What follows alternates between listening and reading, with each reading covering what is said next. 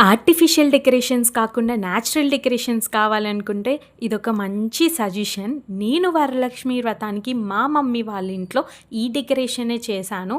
చాలా వచ్చింది. నీట్‌గా గూడా ఉంది. మనకి జస్ట్ 4 కావాలి ఈ డెకరేషన్‌కి. ఒకటి మామిడాకులు, ఒకటి పిన్ పాంచ్, ఒకటి దారం, సూది అంతే. ఈ 4తో మనం ఇంత మంచి డెకరేషన్ చేసుకోవచ్చు.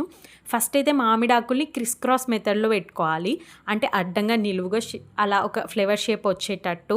అండ్ తర్వాత దారంలో మనం పువ్వుని కుచ్చాలి. ఏ పువ్వులైనా తీసుకోవచ్చు. నేనైతే చామంచి తీసుకున్నా.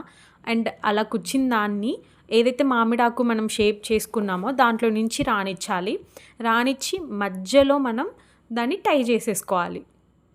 అసలు ఈ డెకరేషన్ అయితే చాలా అంటే చాలా బాగుంది. మీరు కూడా తప్పకుండా ట్రై చేయండి. నేను ఇంకా దీనికి అందాన్ని పెంచడానికి గంధంని రౌండ్‌గా చేసి మధ్యలో బొట్లు పెట్టాను. అసలు చాలా వచ్చింది. ఒకవేళ మీరు ట్రై చేస్తే తప్పకుండా కామెంట్ చేయండి. Follow for more.